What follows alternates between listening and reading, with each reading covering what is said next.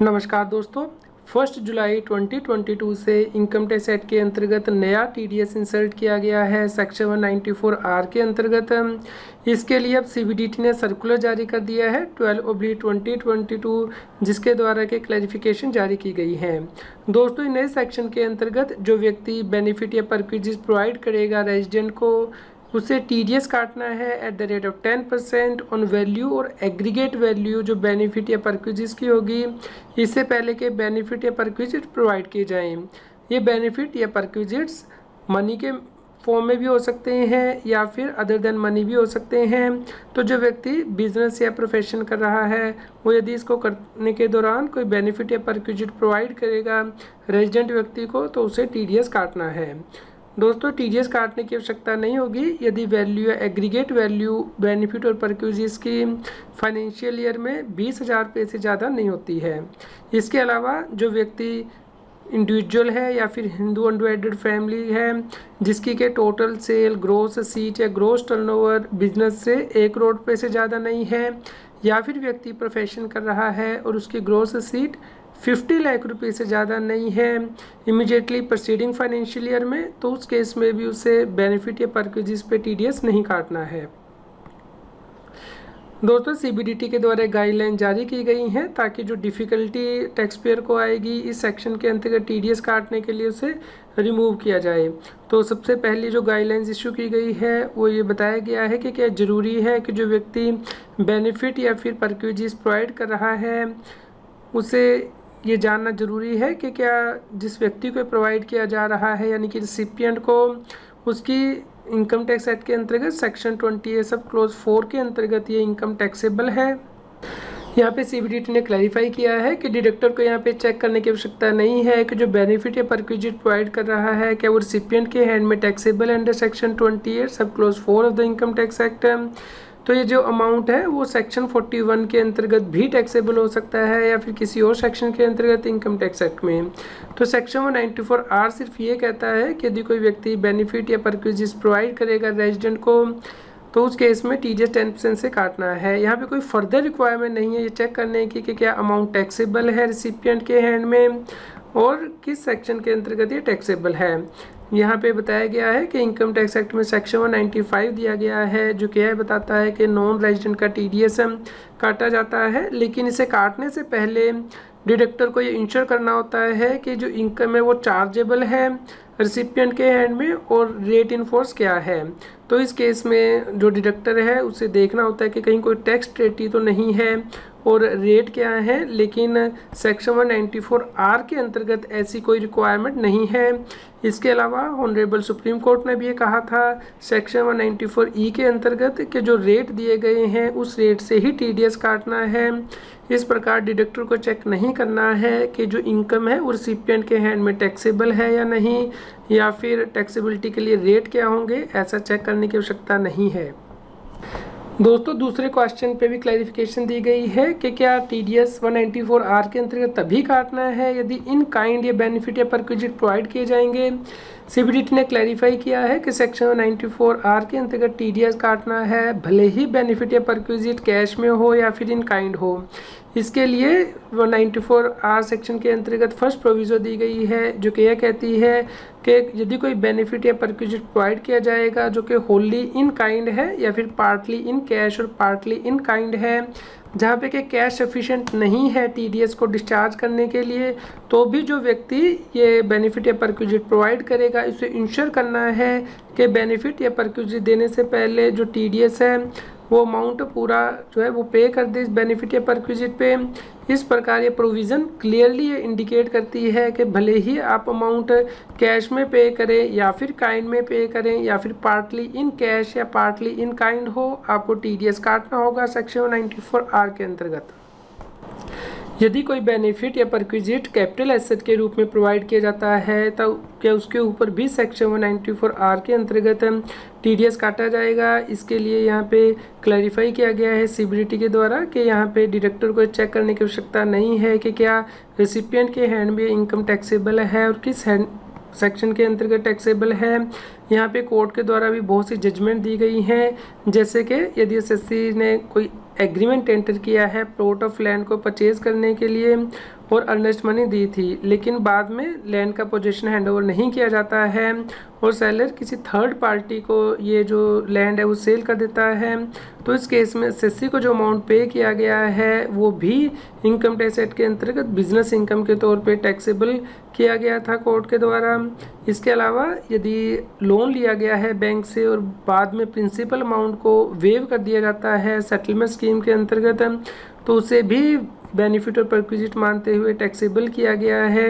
Income tax act के अंतर्गत business and profession में। इसके अलावा यदि rent free accommodation furniture fixture दिए जाते हैं डायरेक्टर को, तो उसे भी इनकम टैक्स एक्ट के अंतर्गत सेक्शन 20A सब क्लोज 4 के अंतर्गत टैक्सेबल किया गया है।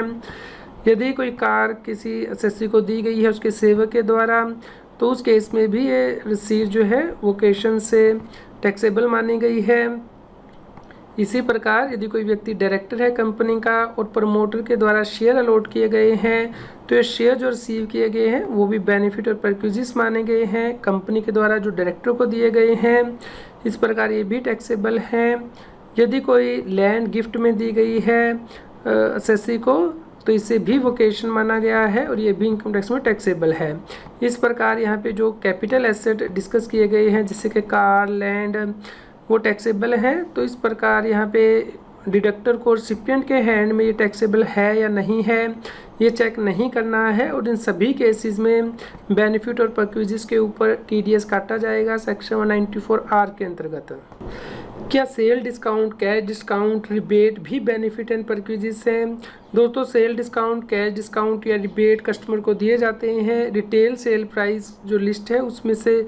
कम करके जो सेल प्राइस है वो रियलाइज़ किया जाता है। इस प्रकार परचेज प्राइस भी कस्टमर के द्वारा कम पे किया जाता है। तो लॉजिकली देखा जाए तो ये बेनिफिट ही है सेल और परचेज को करने के लिए, लेकिन क्योंकि टीडीएस की प्रोविज़न सेक्शन 194R के अंतर्गत सभी प्रकार के बेनिफिट और परक्विजिट पे एप्लीकेबल हो जाती है, इसलिए इस केस में भी टीडीएस काटना बनता है। लेकिन यहाँ पे यदि टीडीएस काटा जाएगा तो सेलर को डिफ़िकल्टी हो सकती है, इसलिए डिफ़िकल्टी को रिमूव करते हुए सीबीडीटी ने कहा है कि इस केस में कोई टीडीएस काटने की आवश्यकता नहीं है सेक्शन 194R के अंतर्गत यदि sale discount cash discount and rebate जो है वो कस्टमर को दी जाती है। यहाँ पे एग्जाम्पल के द्वारा समझाया गया है कि यदि स्टॉक में से बायर को जो गुड्स है वो सेल की जाती हैं, जैसे कि 10 आइटम्स के साथ 2 आइटम्स फ्री में दी जाती हैं, तो इस केस में एक्चुअली 12 आइटम जो है वो सेल की जा रही हैं, लेकिन प्राइस 10 का ही रियलाइज़ किया जा रहा है। तो यहाँ पे मान लीजिए प्राइस हर आइटम का 12 रुपीज़ है, तो यहाँ पे 120 रुपीज़ में 12 आइटम सेल की जा रही हैं। इसी प्रकार बायर भी 120 रुपीज़ में 12 आइटम परचेज कर रहा है और अकॉर्डिंगली अपनी बुक्स में रिकॉर्ड करता है। इसलिए इस केस में भी डिफ़िकल्टी को रिमूव करते हुए सीबीडीटी के द्वारा कहा गया है कि सेक्शन 194R के अंतर्गत कोई टीडीएस काटने की आवश्यकता नहीं है इस बेनिफिट और परक्विजिट पे। लेकिन यदि फ्री सैंपल प्रोवाइड किए जाएंगे तो रिलैक्सेशन एप्लीकेबल नहीं होगी और फ्री सैंपल के ऊपर टीडीएस काटा जाएगा बेनिफिट और परक्विजिट मानते हुए सेक्शन 194R के अंतर्गत। इसके अलावा नीचे दी गई सिचुएशन में भी टीडीएस जो है वो एप्लीकेबल होगा सेक्शन 194R के अंतर्गत। यह लिस्ट एग्जॉस्टिव नहीं है, यानी कि यदि कोई व्यक्ति इंसेंटिव देगा other than rebate and discount cash में या काइंड में, जैसे कि car TV computer gold coin mobile phones, या फिर यदि कोई ट्रिप स्पॉन्सर किया जाएगा रिसिपिएंट के लिए या उसके रिलेटिव के लिए, जैसे कि वो कोई टारगेट अचीव करता है, या फिर फ्री टिकट प्रोवाइड की जाती है किसी इवेंट के लिए, या फिर यदि फ्री मेडिसिन सैंपल दी जा रही है मेडिकल प्रैक्टिशनर को, तो ये जो ऊपर एग्जांपल दी गई हैं ये सिर्फ इलस्ट्रेटिव हैं। तो इस प्रकार जो टीडीएस नहीं काटना है वो सिर्फ सेल डिस्काउंट और रिबेट पे ही नहीं काटना है, अदरवाइज जो दूसरी आइटम होगी उनके ऊपर टीडीएस एप्लीकेबल हो जाएगा सेक्शन 194R के अंतर्गत। यहाँ पे ये भी क्लैरिफाई किया गया है कि यदि बेनिफिट या परक्विजिट यूज़ किए जाते हैं रिसिपिएंट एंटिटी के ओनर डायरेक्टर या फिर एम्प्लॉय के द्वारा, तो उस केस में वो कोई बिजनेस या फिर प्रोफेशन नहीं कर रहे होते हैं, लेकिन यहाँ पे जो बिजनेस एंटिटी यानी कि रिसिपिएंट एंटिटी है वो ये कर रही होती है बिजनेस या प्रोफेशन, तो इस केस में जो टीडीएस है वो रिसिपिएंट एंटिटी के नाम से काटा जाएगा, क्योंकि यहाँ पे जो ओनर डायरेक्टर एम्प्लॉय या फिर रिलेटिव्स हैं वो रिसिपिएंट एंटिटी के हैं। इस प्रकार रिसिपिएंट एंटिटी का जो TDS वो काटा जाएगा। एग्जाम्पल दी गई है, मान लीजिए फ्री मेडिसिन सैंपल दिए गए हैं कंपनी के द्वारा डॉक्टर को जो कि एम्प्लॉई है हॉस्पिटल का। यहाँ पे TDS 194R के अंतर्गत काटा जाएगा, लेकिन TDS हॉस्पिटल का काटा जाएगा क्योंकि ये बेनिफिट या परक्विजिट जो है वो हॉस्पिटल को प्रोवाइड किए जा रहे हैं जहाँ पे कि वो डॉक्टर जो है वो काम कर रहा है एज एन एम्प्लॉई। तो इस केस में जो बेनिफिट या फिर परक्विजिट्स हैं हॉस्पिटल को दिए गए हैं, इस केस में हॉस्पिटल अल्टीमेटली ये जो बेनिफिट है वो अपने एम्प्लॉइज़ को दे सकता है और इससे परक्विजिट मानते हुए इनकम टैक्स एक्ट के अंतर्गत TDS काट सकता है सेक्शन 192 के अंतर्गत। इस प्रकार ये इनकम फर्स्ट जो है हॉस्पिटल के हैंड में टैक्सेबल होगी, उसके बाद एज ए सैलरी एक्सपेंडिचर के तौर पर डिडक्शन दी जा सकती है। इस प्रकार ये अल्टीमेटली एम्प्लॉय के हैंड में ही टैक्सेबल होगी, ना कि हॉस्पिटल के हैंड में। तो यहाँ पे हॉस्पिटल का जो TDS कटा है वो इसका क्रेडिट ले लेगा जब वो इनकम टैक्स की रिटर्न फाइल करेगा। तो यहाँ पे भी जो 20,000 रुपीज़ की लिमिट होगी वो एप्लीकेबल होगी जो रिसिपिएंट एंटिटी है उसके लिए। इसके अलावा यहाँ पे ये भी क्लैरिफाई किया गया है कि मान लीजिए बेनिफिट या परक्विजिट प्रोवाइड किए जाते हैं डॉक्टर को जो कि एज ए कंसल्टेंट काम कर रहा है हॉस्पिटल में, तो यहाँ पे दो ट्रीटमेंट हो सकते हैं। एक तो बेनिफिट या जो परक्विजिट प्रोवाइड किया गया है वो हॉस्पिटल को प्रोवाइड किया गया ये मानते हुए TDS काटा जाएगा सेक्शन 194R के अंतर्गत। उसके बाद हॉस्पिटल भी TDS काट सकता है सेक्शन 194R के अंतर्गत क्योंकि ये जो बेनिफिट या परक्विजिट है वो आगे कंसल्टेंट को दिए गए हैं। या फिर एज एन अल्टरनेट यहाँ पे ये भी किया जा सकता है कि जो ओरिजिनली परक्विजिट प्रोवाइड कर रहा है व्यक्ति वो डायरेक्टली TDS काट सकता है कंसल्टेंट का, उसे रिसिपिएंट मानते हुए सेक्शन 194R के अंतर्गत। सेक्शन 194R की प्रोविज़न एप्लीकेबल नहीं होंगी यदि बेनिफिट या परक्विजिट जो है वो प्रोवाइड किया जा रहा है किसी गवर्नमेंट एंटिटी को, जैसे कि गवर्नमेंट हॉस्पिटल को, जो कि कोई बिजनेस एंड प्रोफेशन नहीं कर रहा है। दोस्तों बेनिफिट और परक्विजिट की वैल्यूएशन किस प्रकार करनी है, ये फेयर मार्केट वैल्यू पे ही वैल्यूएशन करनी है, लेकिन नीचे दिए गए केसेस में छोड़ के, यानी कि यदि बेनिफिट या परक्विजिट परचेज किया गया है जो व्यक्ति ये प्रोवाइड कर रहा है इससे पहले कि वो इसे प्रोवाइड करे, तो उस केस में जो परचेज प्राइस है वही आपको वैल्यू माननी है बेनिफिट और परक्विजिट की। लेकिन यदि बेनिफिट एंड परक्विजिट जो है वो प्रोवाइड किया जा रहा है किसी मैन्युफैक्चरर के द्वारा, तो उस केस में ये जो प्राइस वो चार्ज करता है कस्टमर से वही प्राइस जो है वैल्यू माननी है उस बेनिफिट और परक्विजिट की। यहाँ पे ये भी क्लैरिफाई किया गया है कि GST को इंक्लूड नहीं किया जाएगा बेनिफिट और परक्विजिट की वैल्यूएशन करते हुए सेक्शन 94R के अंतर्गत TDS काटने के लिए। कई बार किसी मैन्युफैक्चरिंग कंपनी के द्वारा सोशल मीडिया इन्फ्लुएंसर को कोई प्रोडक्ट दिया जाता है ताकि वो इसके ऊपर कोई ऑडियो वीडियो बना सके और सोशल मीडिया में इसके बारे में बता सके, तो क्या इस प्रोडक्ट को बेनिफिट या परक्विजिट माना जाएगा। इस केस में डिपेंड करेगा कि केस के इफेक्ट क्या हैं। यदि कोई बेनिफिट या परक्विजिट जैसे कि car, mobile, outfit, cosmetic return कर दिया जाएगा मैन्युफैक्चरिंग कंपनी को उसको यूज़ करने के बाद, क्योंकि सर्विसेज को रेंडर करने के लिए इसे यूज़ किया गया है उसके बाद रिटर्न कर दिया गया है, तो इसे बेनिफिट या परक्विजिट नहीं माना जाएगा। लेकिन यदि प्रोडक्ट रिटेन कर लिया जाएगा व्यक्ति के द्वारा तो इसे बेनिफिट एंड परक्विजिट माना जाएगा और TDS 194R के अंतर्गत काटा जाएगा। यदि कोई रिम्बर्समेंट किया जाता है यानी कि out of the expense incurred किए गए हैं सर्विस प्रोवाइडर के द्वारा सर्विस को रेंडर करते हुए, क्या उसे भी बेनिफिट एंड परक्विजिट माना जाएगा। यहाँ पे CBDT के द्वारा क्लैरिफाई किया गया है कि यदि कोई व्यक्ति बिजनेस एंड प्रोफेशन कर रहा है तो वो एक्सपेंडिचर इनकर करता है। यदि एक्सपेंडिचर किसी दूसरे व्यक्ति के द्वारा मेट किया जाता है तो उसे बेनिफिट एंड परक्विजिट माना जाएगा। जैसे कि कोई कंसल्टेंट कोई सर्विस रेंडर कर रहा है X के लिए, जिसके लिए कि उसे कंसल्टेंसी फ़ीस पे की जाएगी, तो सर्विस रेंडर करने के लिए उसे ट्रैवल करना पड़ता है एक जगह से दूसरी जगह बिजनेस एंड प्रोफेशन के दौरान, तो उस केस में वो बोर्डिंग लॉजिंग एक्सपेंसेस इनकर करता है ताकि वो X को ये सर्विस दे सके। तो यहाँ पे जो एक्सपेंडिचर इनकर किया गया है कंसल्टेंट के द्वारा वो अपने बिजनेस एक्सपेंडिचर के तौर पे इनकर किया गया है जो कि उसे फीस से काटा जाना चाहिए कंपनी X के द्वारा। इस केस में जो फीस कंसल्टेंट के द्वारा रिसीव की जाएगी वो उसकी इनकम होगी और जो उसने एक्सपेंडिचर इनकर किया है ट्रैवल एक्सपेंडिचर का वो इनकम में से डिडक्ट कर सकता है। लेकिन यदि ये ट्रैवल एक्सपेंडिचर जो है कंपनी X के द्वारा मेट किया गया है तो उस केस में बेनिफिट एंड परक्विजिट माना जाएगा